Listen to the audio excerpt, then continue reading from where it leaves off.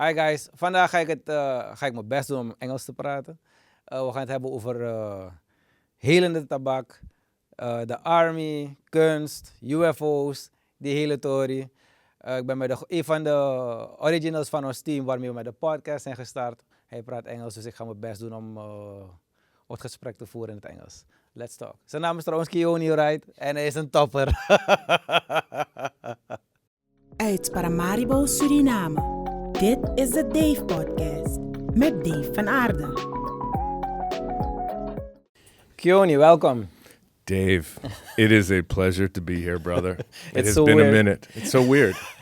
Yeah. Haven't seen you in a while. I haven't seen you in a while Yeah, either, brother. yeah. It's so weird.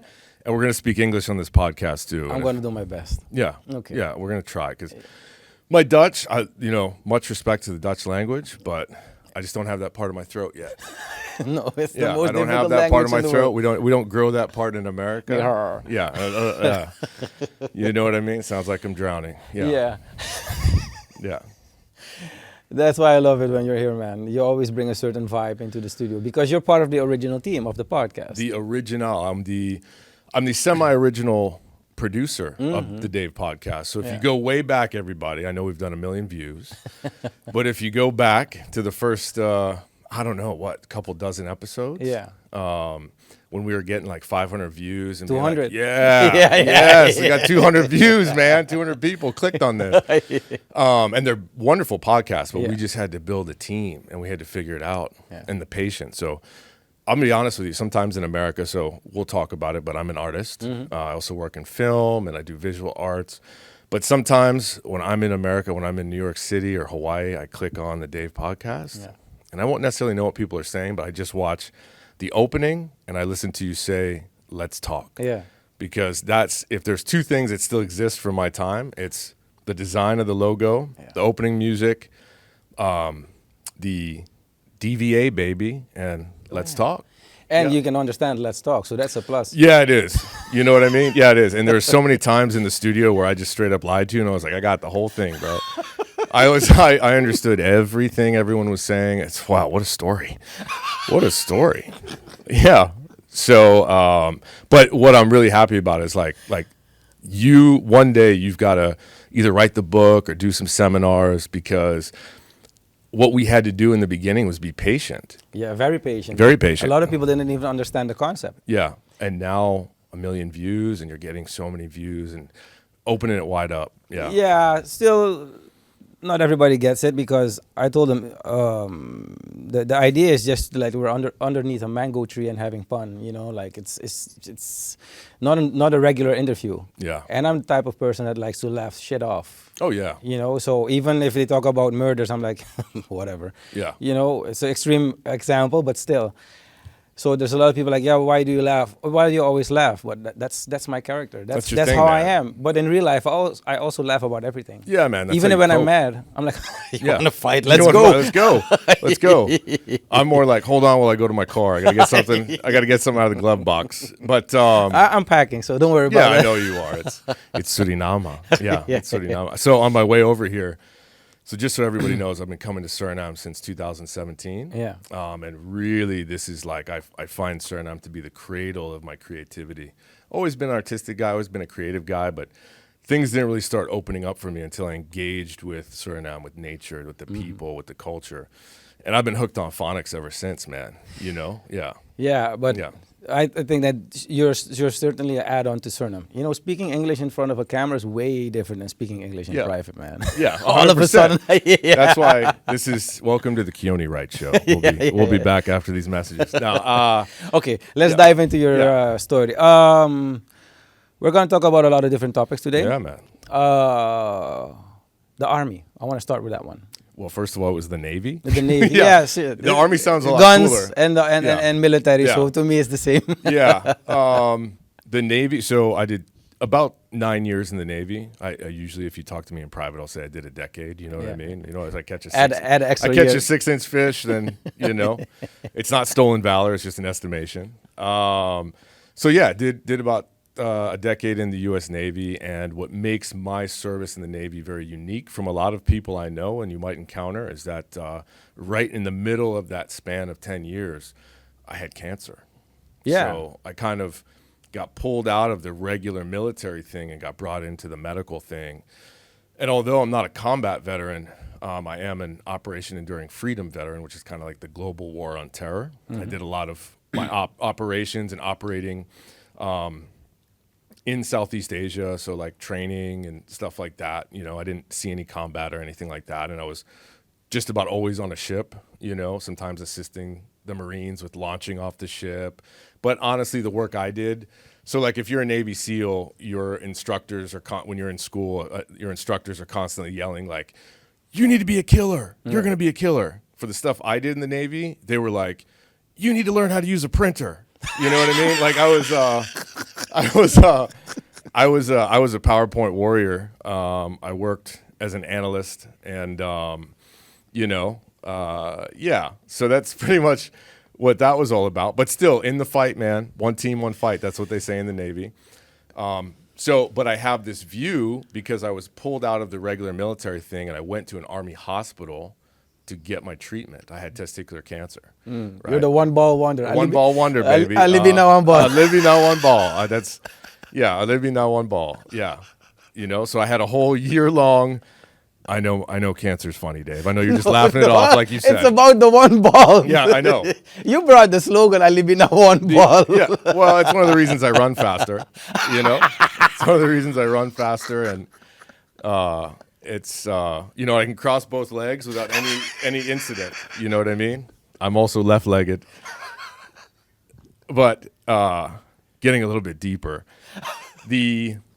so I came out, I went to an Army hospital and I saw a lot of guys who had combat injuries or had combat experience and were a little bit fucked up, or guys who were in theater and got cancer, and now I'm sitting in the chemo lounge. Chemo is a weird thing. I don't know if a lot of people have, I don't know what it's like in Suriname, but unlike any other treatment, like you go to a lounge, like I'm in like a recliner and they pick you up. In Holland it's the same. Yeah. Yeah. Then you have like 5-6 people in one row. Yeah. In one line. And so you kind of see the military grinder mentality, because I went through a lot of shit. Like I got held up. They wouldn't let me leave the ship after they found out I had cancer, you know, which is like, can you imagine your son, your daughter is diagnosed with cancer and non-medical people are like, nah, we need him to keep working. Is that because they were scared that you had too much information, maybe? No. This is not some James Bond thing. This is, you know what I mean? This is just ineptitude and leadership, you know? And it extended like really, really far, to the point that my mother, God bless her soul, she had to get a higher elected official from the state that I'm in to intercede. And once that person interceded, then all of a sudden I was on the next plane out. But, you know, basically my treatment got delayed by up to 2 months because of just ineptitude and going through red tape.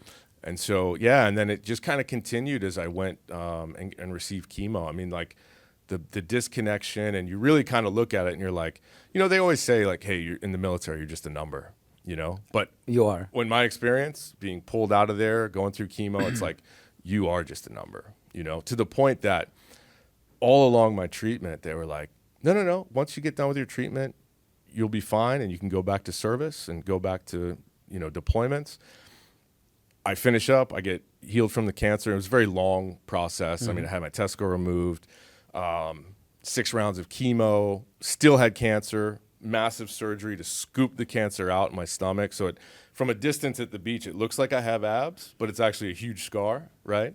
And then a lot of stuff afterwards, like everything just really kicked my ass, you know, after.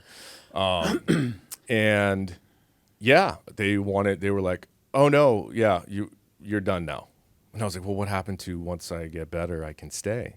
They're like, no, they were ready to, for lack of a better term, kind of kick me out, from service. But I was like, you're good. All I was focused on was cancer. So now you're telling me I'm out on the street and I got to go figure it out. And so I fought to stay in, and I did another 4 years afterwards. And I just, you know, kind of tying the loose end, I remember, like I said, the work I did, you didn't have to be like a grunt type or a really strong dude to do it. But I remember, here I am, the cancer dude, and we're having our first physical performance test. So you got to run like 1.5 miles, and we're over at Pearl Harbor in Hawaii, and you got to do a bunch of push-ups. And I'm like, oh shit, you know, I'm fucking Cancertron 5000 over here. I don't know how this is going to go. And then all of a sudden I just realized like I'm out in front of everybody. Seriously? You know? Yeah. But I think that speaks more to the whole, like, those guys could probably change out printer ink faster than I could. But I was just, but it just speaks to, I think that story just kind of points to kind of where I've been. Yeah. I've had some dark times. And the cancer actually, even though I stayed in the military, was kind of like a jumping off point for some darker times in my life, which made me turn to a certain sort of spiritual perspective. Yeah. And speaking of which, I brought you a gift. Huh. You should come more often. Yeah. I brought you a pipe. Okay. Now what we need to. It's powwow. Yeah. What we need to do. Yama. Yeah. Straight up from Peru. So what I need you to promise Seriously? me, Dave, is that you will only smoke tobacco out of that pipe. Dave, look at me. Only tobacco. Okay. All right, Dave. I promise. You promise? Don't go. I don't want to see anything mildly green in there. All right. Fresh tobacco. Oh, yeah. Fresh, but not that kind. Yeah. Okay. I like it. I really like it. Straight up. And this from Peru. kukulkan, I like it. Yeah, man. Okay. Yeah. Anyways, okay. So on this ship, we spoke before. Yeah. So, have you been checking out the news these days from the States? Because NASA released some shit, Pentagon, CNN about UFOs. All of a sudden, before when you would speak about UFOs, they were like, yeah, this guy is crazy or whatever. But nowadays, NASA, they even brought out some footage from fighter pilots. Mm-hmm. They call it a Tic Tac because it looks like a Tic Tac. I've seen. Have you seen the footage? Yeah, I've seen those interviews. So I had my own experience briefly. Yeah. So I would usually on the ship you work 12-hour shifts. Yeah. And I would always plan my workouts in the gym around the late meal, right? Because they'll serve you more and there's not as many people.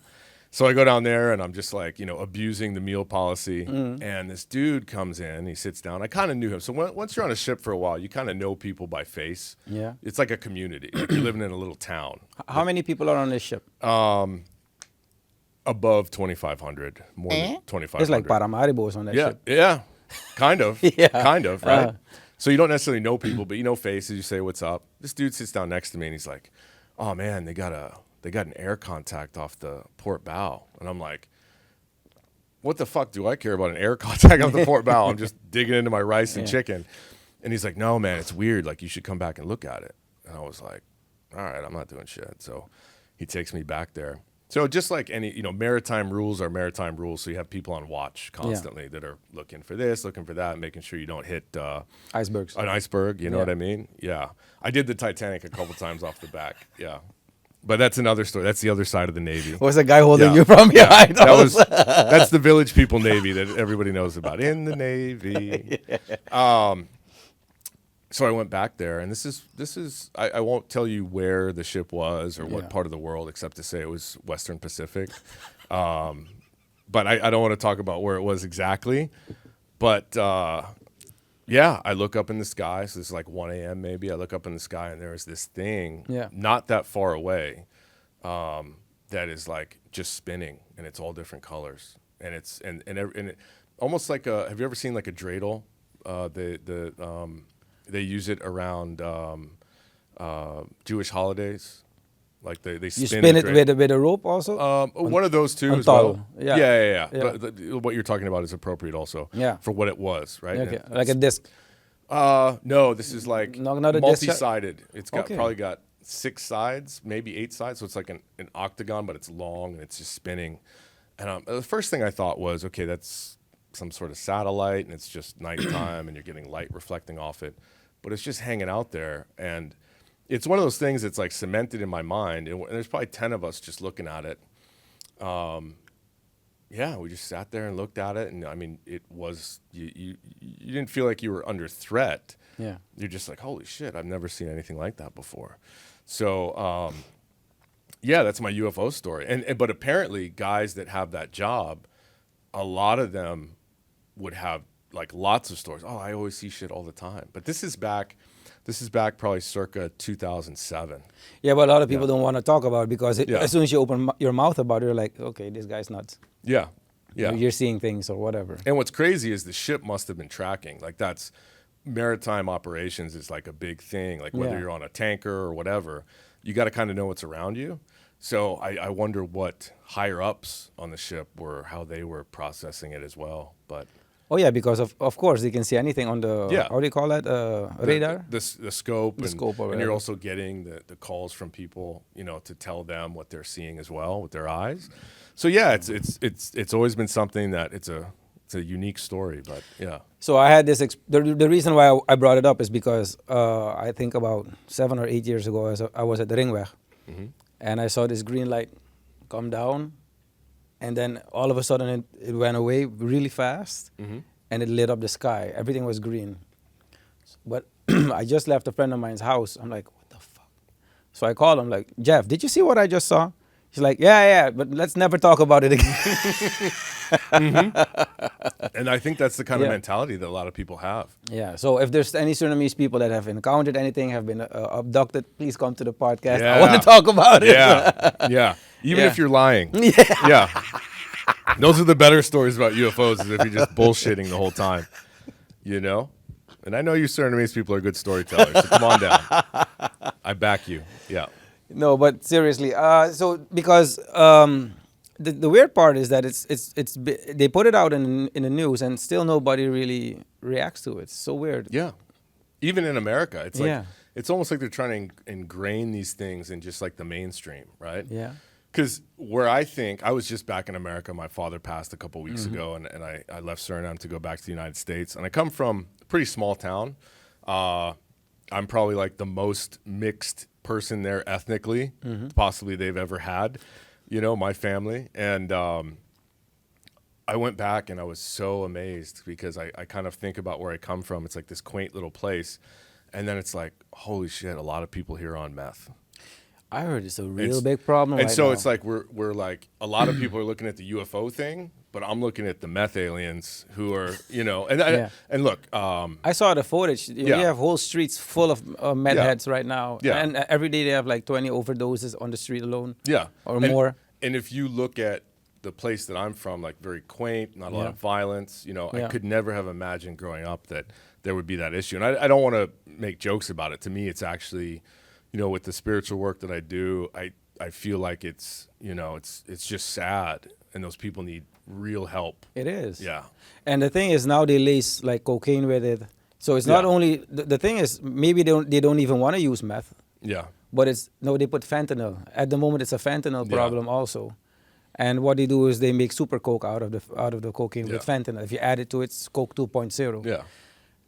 And actually, about every week you see Seattle's hit with a fentanyl problem. Then it's Canada, and then it's this. Every time they have a new Toronto also, and it's worse than the crack epidemic. I heard. 100%. Yeah. 100%. And it puts a lot into perspective, especially about a place like Suriname, where it's like, wow, there's just so much beauty here. And not everything's perfect. There's a lot of things going on with the government, and money is getting devalued every second. But there's still an essence of like real beauty where you see this sort of like really, and in parts of America, like when I went back, I was so amazed. It's like this kind of negative energy kind of sweeping through, And everything's expensive at the moment in the States, because I was there about 6 months ago. I'm like, damn. Yeah, it's like you kind of got to have $100 a day to go out and do something. And a rental, even a car to rent a car at the moment it's very expensive. And a room I used to pay maybe $125, now it's $220. Yeah. $300. Yep. For just a hotel room, you know, and that's a shitty hotel even. Yeah, man. Yeah, exactly. So, and that's another thing too, is like in Suriname, I know the money sucks right now, and I'm really praying hard that it's gonna rebound, and we're, you guys are gonna find a way. But there's still such an essence of like, I'm so blessed that I found this place because it helps me to put so much into perspective. Yeah.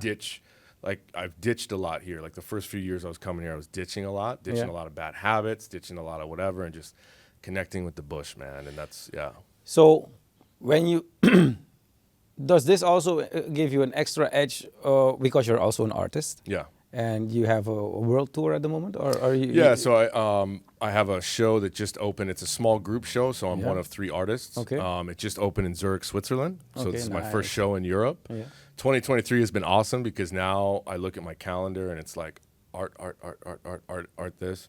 And then I'm just coming off a 6-week artist residency in Trinidad where I did art education, but then I also was given a free place to stay, basically a compound with studios to create. And then I did a solo show. And that would be the first show where I so generally people know me as a filmmaker. This was the first show where I displayed my wire sculptures. Yeah, because you're like the wire bender. Wire bender. So wire bending. So what a lot of people don't know about Trinidad is that those ornate costumes they make For carnival. Yeah. There is a whole history of what's called wire bending. So to make those sculptures, they're bending wire. So I get this artist residency in Trinidad. I think the NGO, the group that brought me out there, they were like, oh, we're bringing in this documentary filmmaker, this experimental filmmaker. Great. And then I show up and I'm like, I'm making wire sculptures for 6 weeks. Yeah. So they see me the next day. I got 20 pounds of wire from the hardware store and I start making sculptures and they're like, and fortunately they just rolled with it and they saw I was making some cool things. And I think we'll edit in some photos, Yeah. But yeah, dude. So, and then I find out that they have this whole history of wire bending and throughout society in their art scene, they have wire benders. So for me, God works in mysterious ways. So it's like, it's one of those things where it's like, oh, this is a rite of passage. Like I need to make this kind of art here. Yeah. And not only would they make the ornate costumes, but they would also do what I do, which is like make shapes and animals and stuff like that. Yeah, you had the tiburon, like the shark. Yeah, the sharks. I got the sharks. I make a lot of hammerhead sharks and tigers. And I'm currently working with a local artist named Sanchez Sullivan. From Trinidad? From Suriname. Oh, from Suriname. Okay. And we're making some work for the Suriname Business Fair, which is coming up in November. Oh, Edward Lees. Yeah. So we're gonna have a little art section, and yeah.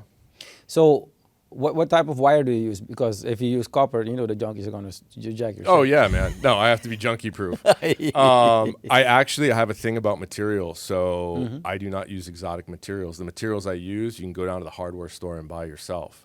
So I like to use materials that anybody can get easily. It's a big deal to me because if I use exotic materials, then it's like, it's about that. Yeah, I understand. You know what I mean? Yeah. So let me take things that are easily accessible and turn them into something that's exotic. How long does it take to make, for example, a shark? It just depends on the size. But when I was in Trinidad, 6 weeks focused on sculptures, I made, I believe, 4 sculptures. The biggest one was probably this big, even bigger, and then a few others. So if I'm really focused and I don't have to worry about anything else, it gets weird, man. It gets weird. Yeah. Yeah. You also said that you do experimental films and documentaries, right? Yeah, so that's a lot of people hear experimental film. And is that like porn? No, not at all. Okay, so not just checking. I'm 41 with dad bod. We're not, you know what I mean? Just checking. Yeah. I know the one ball wonder. Yeah, I know. Don't give me ideas. Yeah, so experimental film. And so one of the films showing in Zurich right now is from Suriname. And it's called Aboma Aboma. It's an 8 Aboma. Yeah. That's even closer to the one ball wonder, Well, can we start over? Yeah. This is supposed to be a podcast about art and spirituality, but it's turned into UFOs and porn. Yeah. I don't know what's going on, man. But so it's called Aboma Aboma. Give me the pipe back. Give me the pipe back. Give me the pipe back. It's called Aboma. It's called Aboma. Okay. Good. And I go out with a crack team on a river in Suriname, and we look for abomas. So it's the opposite of your National Geographic documentary where it's like some old white guy and he's got the safari suit on. He's like, I'm going to catch the beast. Yeah. This is like, as you know, like Suriname wild boys and bushmen, like it's not like that. It's chill. It's like connected to nature, and generally they're having a good time. And so, and it's also a real pleasure for me, like all the films I do, they get into international film festivals and people are seeing the film, but then like I got feedback in Switzerland. People were curious about me, but 99% of people wanted to know about Suriname. Okay. So it's a big responsibility and I don't try to overdo it, but in my own way, I'm in a good way, I'm pushing Suriname out to these places, and people are just like, "Whoa, where is that place? What is that? Oh, this is cool." Yeah. Because it's also untouched, and we Yeah. we don't realize how unique our ecosystem is also. And what do you think about that, Dave? Because in one respect, it's like, oh, it'd be great if more people came here, but then there's this untouched vibe.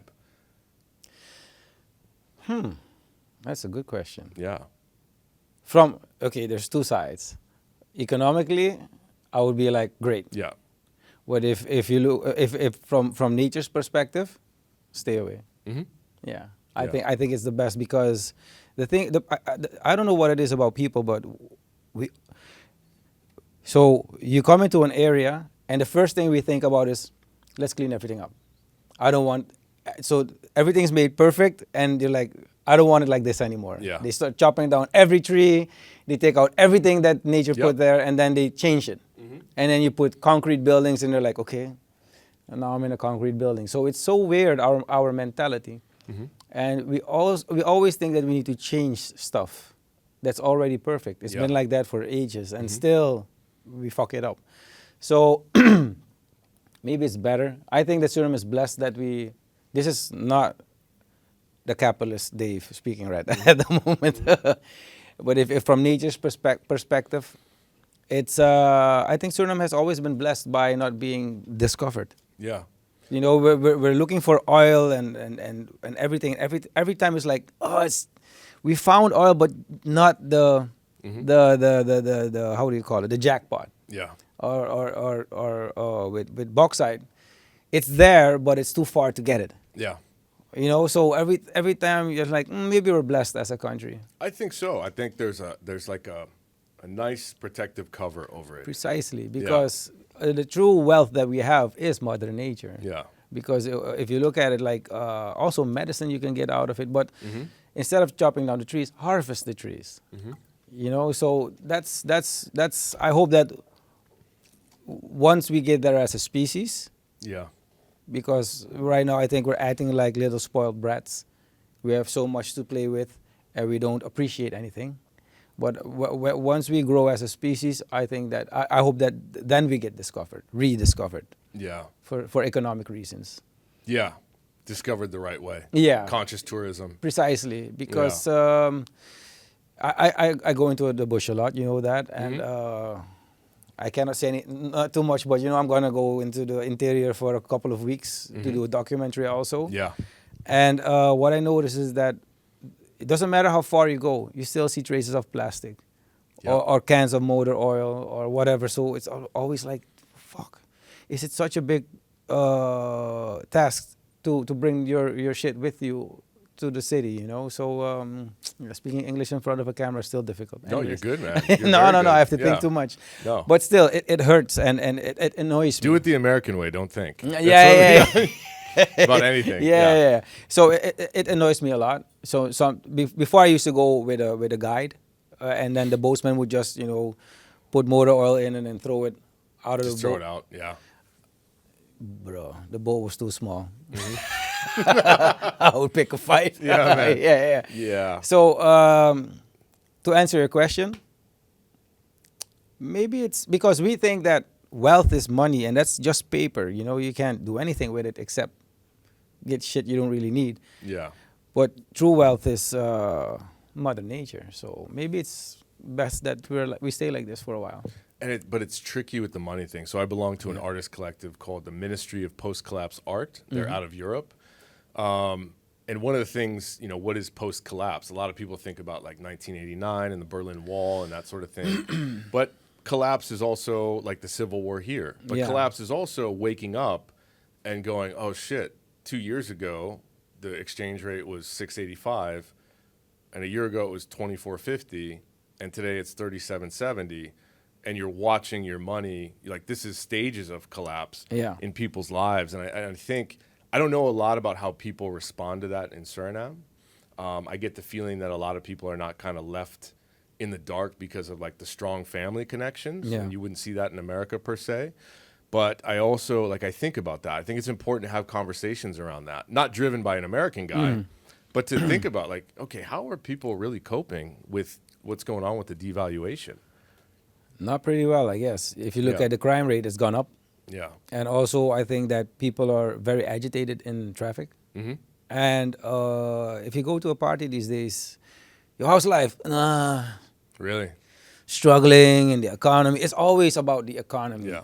You know, so also with the podcast, because we have a lot of people who want to come as guests and speak about the economy or politics. And today I told this guy, I'm like, it's something we need to talk about, but I'm kind of, it's passé for me at the moment because the thing is, it's the reality. Mm-hmm. And there's nothing we can do about it unless we have like this big revolution or whatever. And unless we don't do that, I don't feel really motivated talking about it anymore. Because once you zone it out and just accept it as what is, then it's easier to cope with it. That works for me. Yeah. You know, so now you're like, fuck it. If okay, the money's not there maybe, but still, how do we get to how can we still achieve our goals? Mm-hmm. And once you go into that mindset, all of a sudden nature finds a way. Mm-hmm. You know, so you find people who are maybe before I would be able to pay 10 people to work for me. Now I just ask 10 guys, you know, this is what I want to achieve. I don't have anything. I can't pay you anything, but still, I would like to be part of this team, and this is the end goal. Yeah. And then you see that the people are very passionate. So it's weird in a way, but I kind of like it too. Yeah. Yeah, because Yeah. before it's like, okay, Dave, you still have 45 minutes in the studio, so if you don't pay extra, then you know there's a lot of stress. Yeah. And now everybody knows they're not getting paid. So like, Yeah. you guys are you guys in a hurry? Nah, fuck it, man. We don't have anything to do today, so just take your time and Interesting. yeah. So man. it's weird, Yeah. but I'm starting to like it. Good. Yeah. Good. That's interesting. I never thought about that. The aspect of like, hey, money's not good. We got to start giving things for free and being a little bit more bartering, I guess. Yeah, Is the right word? yeah. Because of course you make certain deals like Yeah. okay. Because yesterday we finished our cartoon, the Bali the Otter story. Yeah. Congrats. Thank you. And thank you. Yeah. Thank you. Yes. No. So, for example, the guy who owns the studio, Asgar Costa, I told him like, listen, I'm way over budget for the animation. You know, it costs a lot of money, and I still need a theme song. So, what if we do it together, and we put it out, and if it happens to be a hit, you get a certain share. Okay. Yeah. He's like, and I told him I can give you, for example, $200. I have to borrow it maybe and pay you, and that's gonna be your limit. Yeah. But if I make you part of this project, you can get even more. Even more. Yeah. You can, or Yeah. you can get way less. Way less. Yeah. Because it sucks, for example, or people that just don't like it. So, but he's like, I like that idea, and he made my project to a priority. And whenever I called him, I would sit in his studio for hours, no problem. Yeah. And the dynamics is way different. You know, it's not like Well, it's genuine. yeah. That's the word I Yeah. was looking for. Yeah, I like it. It's So, genuine, but yeah. for the people that don't have anything to eat, I think they look at it in a totally different manner. I'm Certainly. like, fuck it, I don't want anything. I want money, and I need to eat, and whatever. So I think that everybody has their story going through this. But if I look at what certain people earn these days, I'm like, bro, I would definitely become a criminal also. Yeah. Knowing my mentality, definitely be behind bars. 100%. Guaranteed. Yeah. Because the system is not okay. Also the people, but the system is not honest. It's not fair, because the guy who, of course, responsibility is also a big burden. But if you're in an office, if you look at the system at the moment, you sit in your office and you're the print master and the email guru or whatever. But Yeah. the guy who works the hardest is the guy cutting the grass. Yep. In the sun, you know, in the sun outside, or paving the roads or whatever, or building houses, but they're the poorest. If you look at the teachers these days and police officers and firemen, they should be the highest paid people in the community, because they are the basis. Mm-hmm. Because if when our teachers are hungry or frustrated, and they have to take care of the next generation to pass on the knowledge. They're bringing that energy into the classroom. Yeah. Yeah. They're not even interested, Yeah. because they're gonna be like, oh, so I studied and still I'm not making ends meet. So yeah, so Columbus, I think, was this dude, and he made some mistakes and then found gold, and yeah. They're not interested. There's no passion there. But if you would make them the highest paid, you would get the most educated community, and you would go to higher heights. Yeah. So it doesn't really, and nowadays, people who do bad things are, how do you call it, romanticized. Mm-hmm. It's all about, if you look at YouTube also and whatever, you have to be this gangster, or you have to be this drug dealer. I don't want to have any problems with them, but or you have to be this mafia boss or this murderer. They romanticize that. Mm-hmm. It's very weird, but they don't. What I want to get to is that they don't show the other part. It's like jail time. No, not at all. Yeah. So you shot somebody. You're bad. You're the man, and then you get caught, and then they forget about you. You are not the man. And then you get caught, and then you're 30 years of your life you spent in prison. Yeah. Every morning they tell you to wake up, and at night they tell you to go to bed. And you're this hard killer, and you don't get to decide anything anymore in your life. And if it's 20 years, it's 7,000 days of your life that you spend in prison, even more maybe. Yeah. It's just lost in a room 2x2, maybe with 8 guys. So what's so romantic about that? So we need to get back to... Well, according to some movies, there is some romance that happens in those situations. But there's I believe it's called being someone's bitch. But again, another reason why you should not, engage in those kinds of activities. But I've got to ask you, because I had forgotten about Bali and the artistic route you're on. Mm-hmm. And first of all, one of the things that resonates with me after what you said is like, I don't do anything unless I can afford to do it. So I always include Suriname people, camera people, editors, however I can.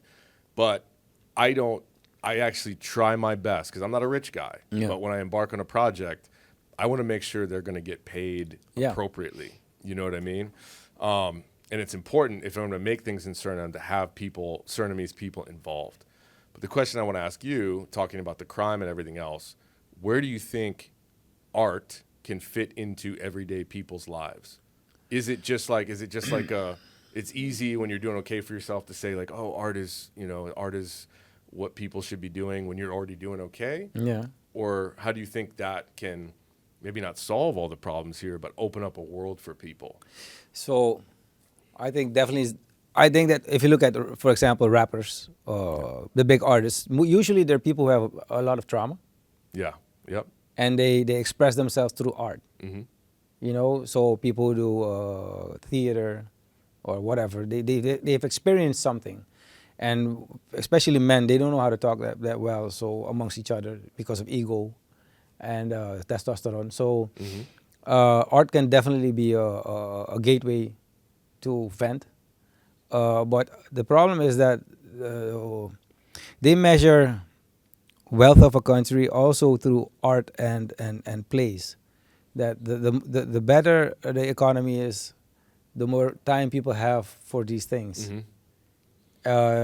The worse it gets, the less time they have for it. Because also, let's say I have to write a book and I also have to pay a bill. Yeah. I cannot go into that zone Mm-hmm. and be in Bolly world in a cartoon. I'm like, oh, how the fuck am I gonna pay these bills? Mm-hmm. So it's pretty difficult. But I think that if everybody had an artistic side, which I think they do. Yeah. Or if everybody would tap into that their artistic side, then we would definitely look at things in a different way. Mm-hmm. Because what they do is actually, they don't stimulate that part of the brain these days. It's all about mathematics and whatever, but you need your artistic side to solve problems. That's when you become creative. Yeah. And in Suriname, if you look at the report cards, all the ones that stimulate, all the courses that stimulate your creative side are not really, they don't really have any weight. So if you have a grade for it, it's okay. It's okay. It's Yeah, okay. Don't worry. As long as you pass your math. Yeah. So when you have to go and buy bread, you have to know you need math Yeah. to order a rum and coke in a bar. So Yeah. not certain other things. Yeah. No. Yeah. Exactly. Yeah. It's all about math, and that's too bad because you need your creative side. So I think that once we start tapping into it, it will make people more mild also and less hungry Oh, for sure. for things that we don't need. Yeah. Because we always think that we need certain things, but it's a farce.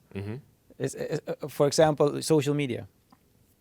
That's a huge farce. Yeah, because when you go at a party, usually it's not even that much fun because they talk about the economy the whole time. And then everybody's sitting at his table, and then all of a sudden somebody pulls out their phone and like, hey, everybody laughs, yeah. And then other people see these pictures online and like, oh, my life is not that great. Yeah. You know, but you didn't miss out on anything. So it's so fake these days. And also the women, sometimes you see them online, I'm like, damn, how come I never meet these women? Because they're so pretty online. And when you meet them in real life, they're like a dragon. Dave went there, everybody. I'm not part of this conversation anymore. I have left the conversation. Dave went there. The only thing they need to do is breathe fire, and then they're definitely a dragon. They really look like shit. This is Dave's show, not my show. I have no comment. We are moving on. But the thing is that the reason why I'm saying it is because accept your natural beauty. Because now you're portraying something that's not real. And people are going to look for something that does not exist. And maybe they meet some girl that's really, really good for them, but they're looking for this Instagram chick that does not, maybe it's the same chick, but they don't even notice it. You know, so yeah, I think I went a little bit. Yeah, we're gonna take a short commercial break. We're gonna take a short commercial break and we'll be right back. I had nothing to do with that conversation, by the way. No, I think what you're really getting to is the fact that, you know, for a lot of people, what they project on Instagram is the thing. Yeah. Like they put a lot of time and effort into it. And who knows if social media is if you can even find a good spin on it. I wonder sometimes. I kick myself all the time about my social media. I'm like, it's got to go. So the thing is, I want to use it for commercial reasons. Yeah. And I try to stay away from it as much as possible because it makes me happier. Yeah. Yeah. That's the most honest answer I can give you. But for commercial reasons, you know, you need to be online. But I don't really look at the information anymore. Yeah. It's shit.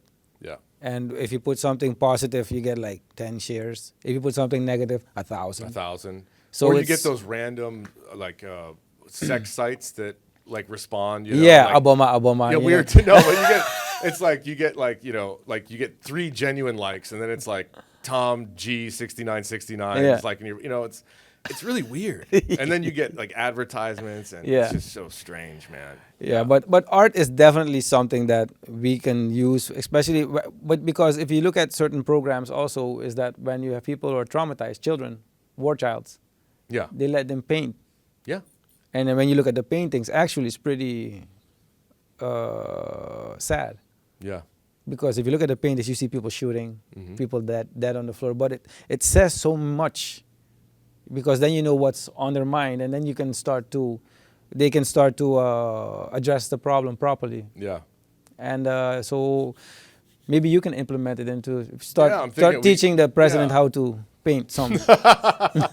I'm sure. He will only paint dollar bills. I feel like Brunswick would be more artistic, though. I got a feeling he'd be better. Like gold bars. He'd be like Bob Ross. I'd be like, whoa, hidden talents. I guarantee it. What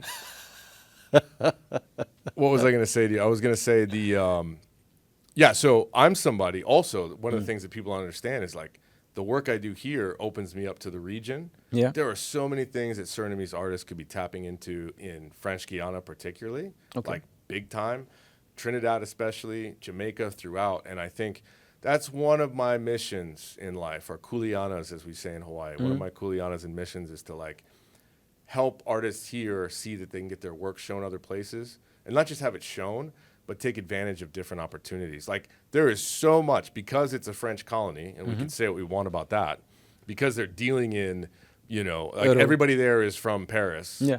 Like, there's a lot of like high-level art stuff going on just over the river. Oh, I like French Guyana. I've been there Yeah. multiple times, especially Montjoly. Yeah. I really like that part of French Guyana. Yeah. And I like the beaches because they have real beaches. Beaches, yeah, Yeah. yeah. The water's pretty wild, but still. I love it because I was lucky enough to go to French Guyana with my school every year.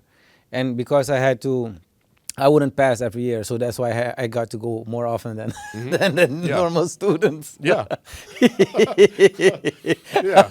But let me tell you a quick story. Yeah. My filmmaking partner, Claudio Barker, who's Yeah. Surinamese, we both get invited to a big film festival in French Guiana, like big, lots of money put into Yeah. it. They're going to show our film. They're really excited to have us both. And I want him to be there too. It's not just about me, it's about him. I go over there in a boat with like a passport, and they see that American passport, and the French cops are like, and they're white dudes. They're like, oh, yes, of course. Sorry. Yeah, okay. Gendarmerie. He couldn't go. Precisely. You know what happened? He has an official letter. Yeah. At that point, we're even in contact with the Surinamese foreign minister in French Guiana. He has a written letter. She's made phone calls on his behalf. He goes to the French embassy here. You know what they wanted? They wanted like pictures of him and his family, paychecks for the year, all this paperwork that wasn't going to get done in the time needed to get over there. And that's when I realized, I was like, we got to do something here.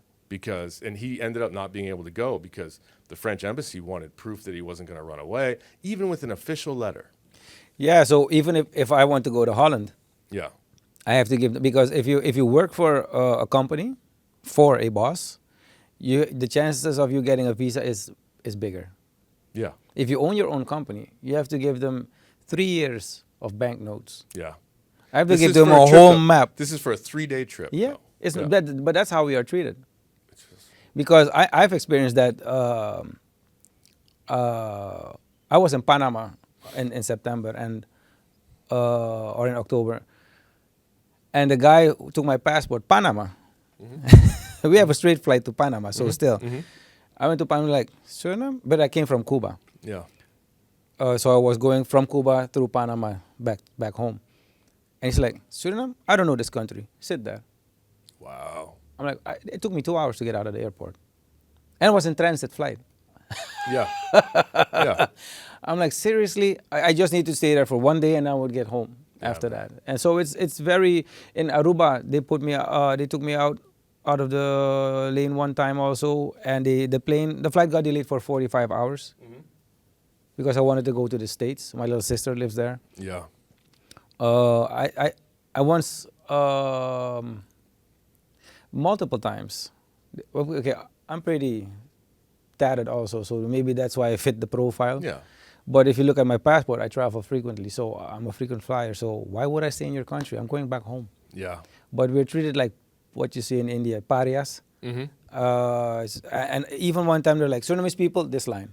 Surinamese people, this line. I'm like, seriously? Yeah. Yeah, we're treated really bad, and we're I think one of the most open countries at the moment, where you don't need a visa to come to.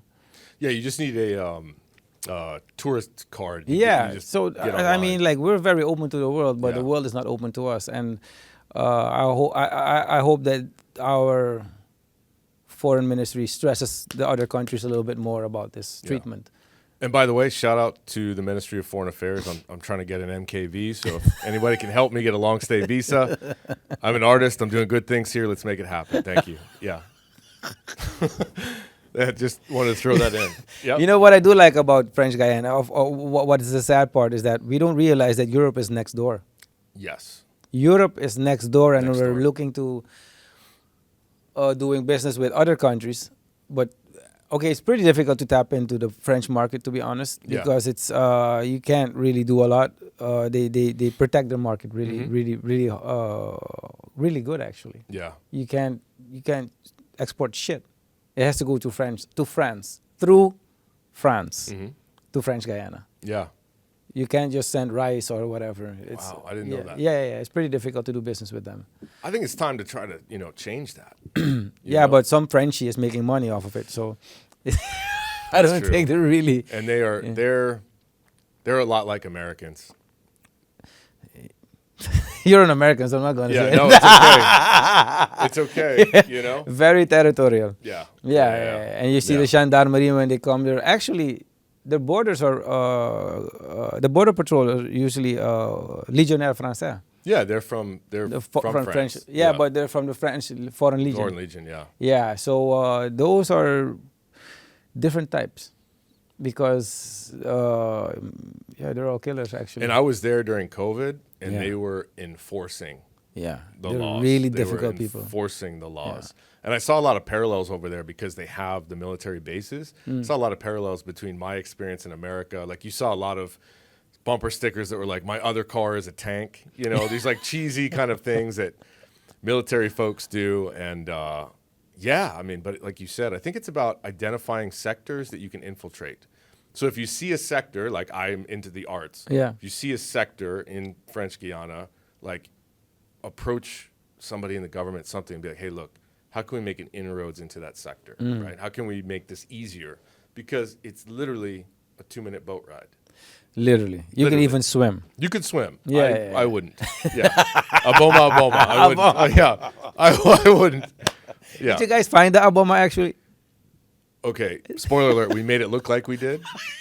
Yeah. So we had a snake in waiting in a bag, and then we didn't find anything, and then I was like, all right, it's time to break out the CGI snake. Yeah. So we acted like, oh wow. Yeah. Okay. Thank you for being honest about that. Hey, man. 99% of people won't know that. But if they watch this podcast, a lot of people will be heartbroken.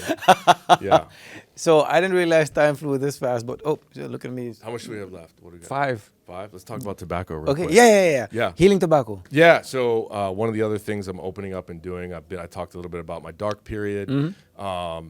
That got me into a lot of native spirituality in the United States, working with Lakota medicine men. And then that moved into working with a particular group in Peru called the Shipibo, which are an indigenous group. And they really introduced me to, and also working with medicine people throughout the United States, but they introduced me to strong healing tobacco called Mapacho. Mapacho. Yeah, Mapacho. And so one of the things I've been doing on this trip, particularly to Trinidad and Suriname, is working with people with the strong tobaccos. And I'll give you a little tobacco bath afterwards. Yeah. But it's basically, and you can mix it with other ceremonial things as well that are a little bit more confrontational and tough, other plant medicines. But I've been on that path for about 12 years, and it's, I kind of got the sign to start working with people. So I've been doing tobacco ceremonies here, or just working one-on-one where I just give you a tobacco blessing. Tobacco is a great connector, but it's also good for cleansing, and I really want to introduce people to the Mapacho. It's just a different strain of tobacco, completely legal. It's not mixed with weed or anything. I don't mess with that stuff.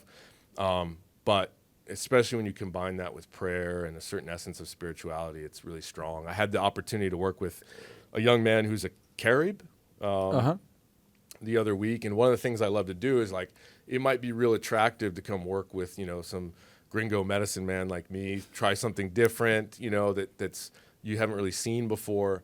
But one of the things I told him, he had such a strong experience, and I was like, this should be a sign for you, next time mom wants to go and do some of the more Carib ancestral stuff, instead of just being like, okay, we're going to go do it, like, get into it. So this isn't really about me being some sort of missionary with the tobacco. I think Suriname is a very spiritual place, and I just want to insert myself in the spiritual yellow pages a little bit. If you've tried other things and you want to try what I got going on. But ultimately, I'm just trying to connect people to probably connect or reconnect people. But so it doesn't have like a healing purpose? It's more like a it's spiritual. Also, well, we're doing this for healing reasons. No. But I mean, like, is it like a mental healing, spiritual healing, or physical? I know how to work in both realms. So, particularly if you have an ailment, like I got a fucked up shoulder, then we're gonna focus on that. Or if you just generally, I have a fucked up head, so maybe. Well, we're gonna work on it. Okay, I brought a lot, about 10 ounces. Yeah. Yeah. I would love to experience it though. Yeah, and again, we're going to debut sort of that at the business fair and probably set up a little area where people can get private tobacco sessions, or just introduce people. Yeah. About my sessions. No, man, let's stop. We're not mixing. Give the pipe back.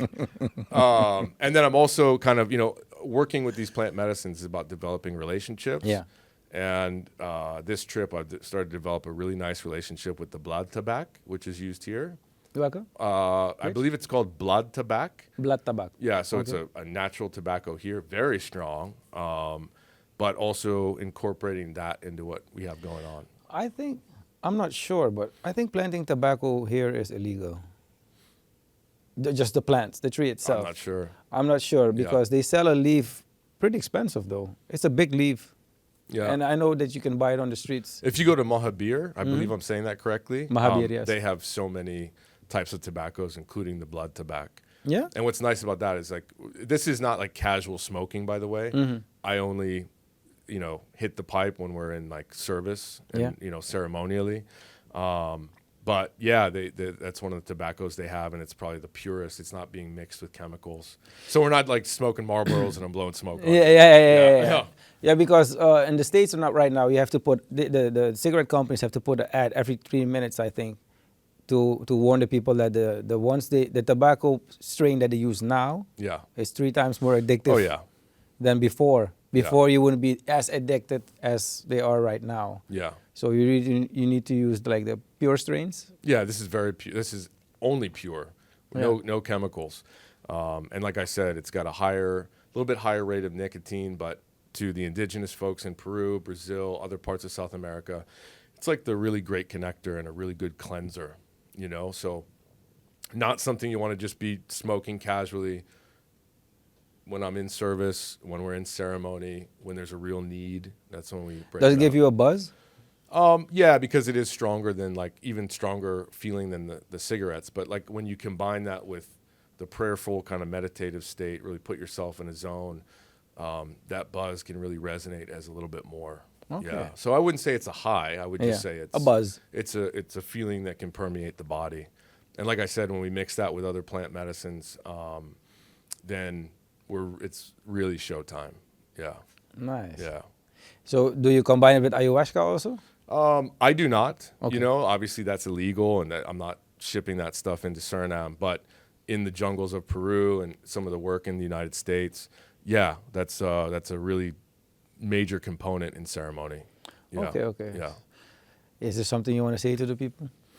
No, thank you for this opportunity, Dave. I love seeing what you're seeing. Keep giving Dave hits. I know this is in English. I hope one day I'll speak Dutch. I'll probably speak Surinamese first. If you think about it. Because it's not that far away from English though. It's Chintori. Yes. I love it.